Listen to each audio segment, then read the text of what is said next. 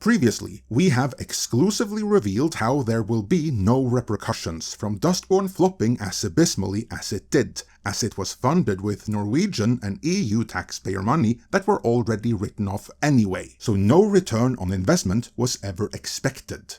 Not so with PlayStation's Concord, which may very well be the single greatest gaming flop in history, even if there's starting to be a lot of competition for that title. We are now hearing rumors about how expensive making Concord actually was. That begs the question, how could such an epochal flop happen? And could it be that the situation is even worse than the rumors suggest? Let's find out.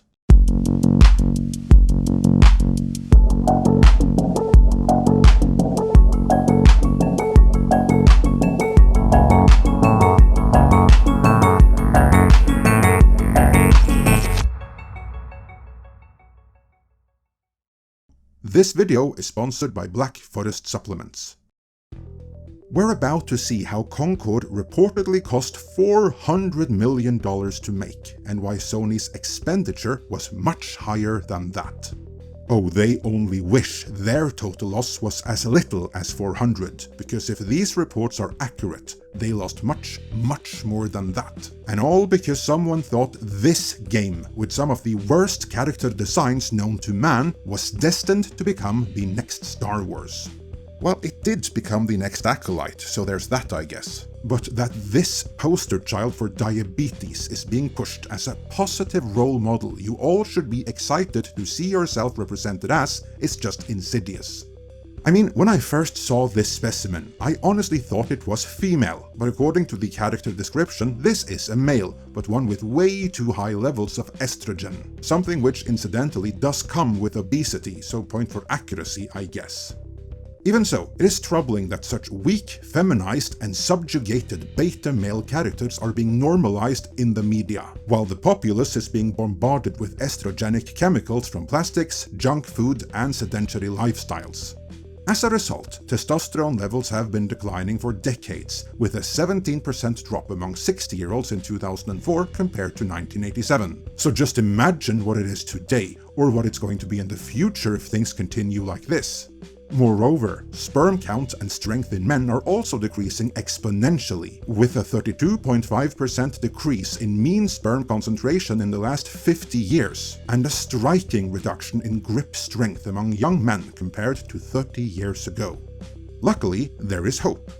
Black Forest's Turkesterone with Tomcat Ali limited edition supplement has been dubbed the feminization killer, since it combines two of the most potent natural testosterone boosters in the market. One, Turkesterone, is a natural anabolic compound that supports muscle growth, improves endurance, and boosts testosterone levels. The other, Tomcat Ali, is an ancient potent natural herb that has been used for thousands of years to increase testosterone levels, improve libido, and reduce stress levels. In short, this supplement is just what is needed in a culture that is trying to normalize weakness by pushing specimens like these as role models. You need to get it soon though, as it is limited edition, and once it's gone, it's gone.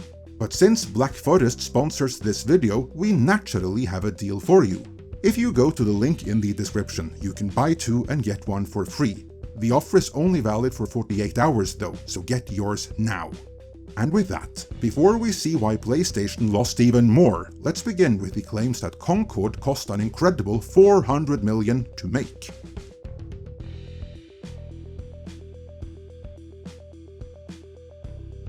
John F. Trent over at That Park Place writes, "A rumor from Colin Moriarty, the host of Sacred Symbols, claims that Firewalk Studios Concord, which was shut down around 2 weeks after it released, cost $400 million to develop."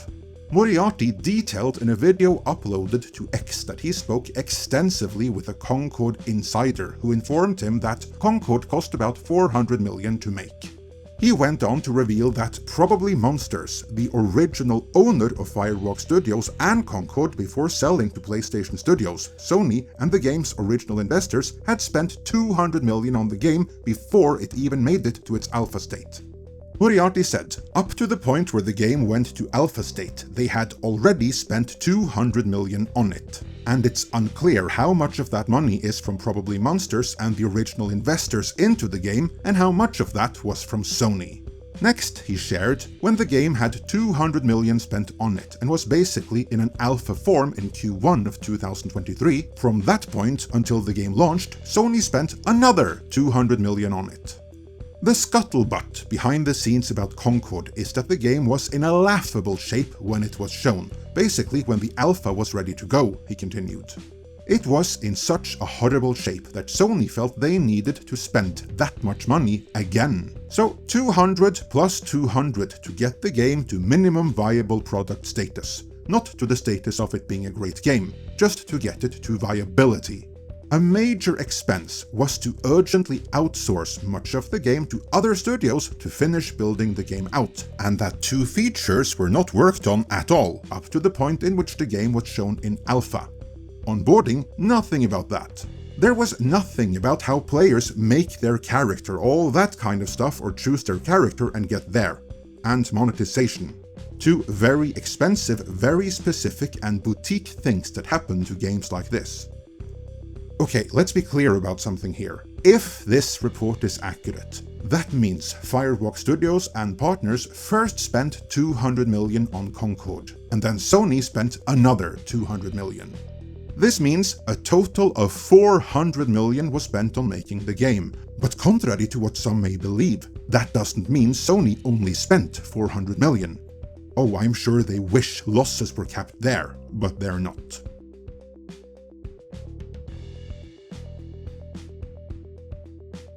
No, if this report is true, that means that Sony spent much more than a measly $400 million on this failure of a game.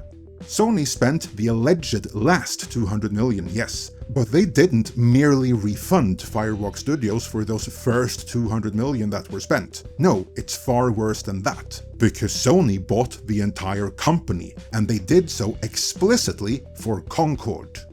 This was reported across the trades in April of last year, like this article from The Verge. PlayStation acquires Firewalk Studios, which is building an original AAA multiplayer game. A game which we now know to have been Concord, and Concord and the infrastructure around it is all Sony got in the acquisition. Because being a fairly new company, Firewalk Studios had literally nothing else. No catalog, and no other established franchises. All they had was the in-development Concord and the infrastructure to support it for the indefinite future. But before their one big game in development was known to the public though, this article from last year read, Sony is acquiring Firewalk Studios from Probably Monsters to help build an original AAA multiplayer game for PlayStation 5 and PC, Sony announced on Thursday.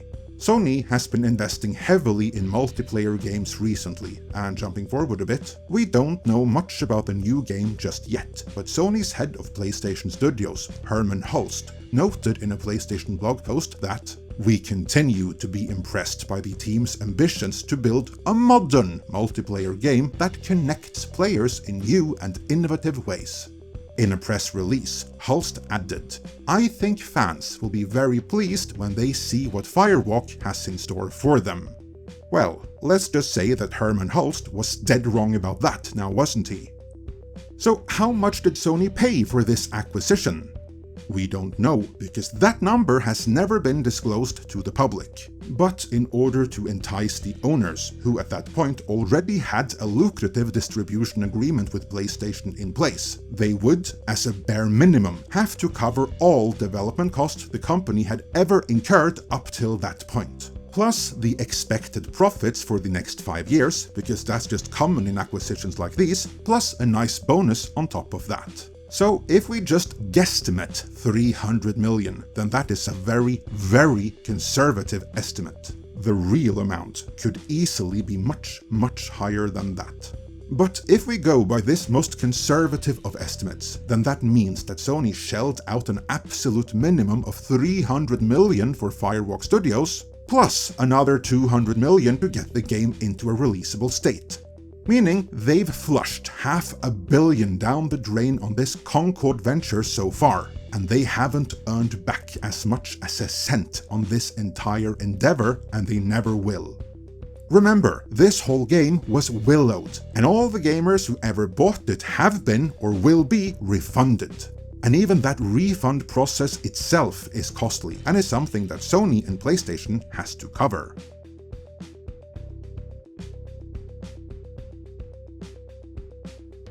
It's been reported that Firewalk employees are demotivated and worried about their jobs and future careers, and they have every reason to be. The only reason Firewalk was acquired in the first place, and why anyone in the company was ever hired, was to develop and keep Concord running. Firewalk has nothing else. So now that Concord is done for, why keep any of them around? I mean, Sony owns like 20 other developers that are already fully staffed, so why keep anyone around from this failed company whose infrastructure is no longer needed? Wondering that is what keeps them up at night. But let's get back to why PlayStation acquired Firewalk and Concord in the first place, because that Park Place covered that as well.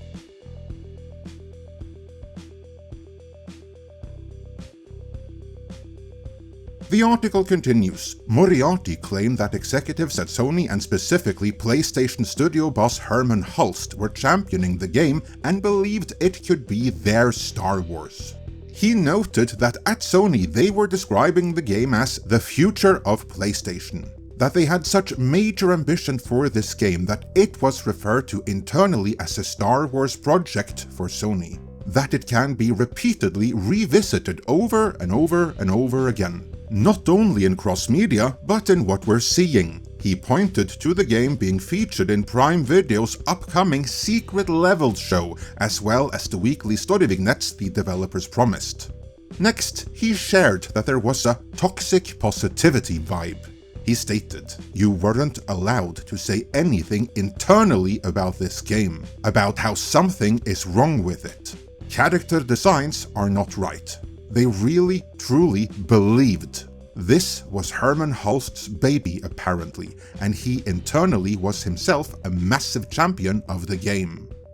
So there was a strong leader there who demanded conformity to his vision of imagined success. There's a name for that.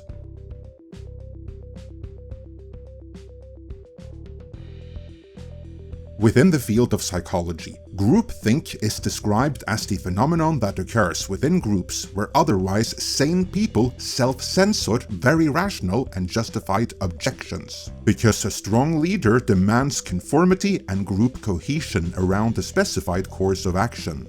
I like the term toxic positivity as well, because the central aspect here is that everyone who sees that the present course of action can only lead to disaster keep their objections to themselves, because if they don't, they'll likely be fired by that strong leader.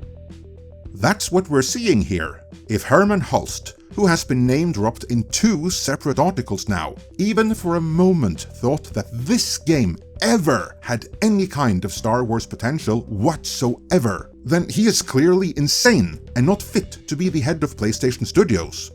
The sooner Sony Corporate realizes this and fires him, the better off they will be. He evidently suffers from the same mind virus as the people in the Norwegian Film Institute who were so out of touch that they genuinely thought Dustborn had strong market potential, and the people at Xbox who thought going full Sweet Baby Inc. would make 3 billion new gamers suddenly feel safe, seen and included and come rushing to Xbox.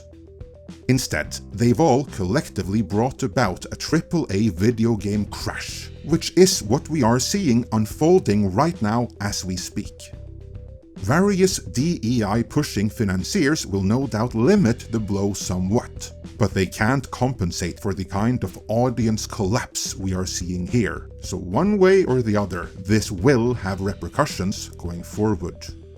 But which ones?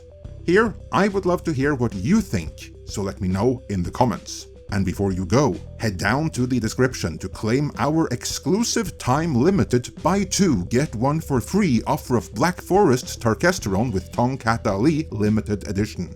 Black Forest Supplements is a brand dedicated to bringing traditional masculinity and femininity back, and their Tomcat Ali is a supplement I use myself, as I want to stay fit and strong, as should you. So hurry and take advantage of this amazing 48-hour promo and support me alongside this very based brand.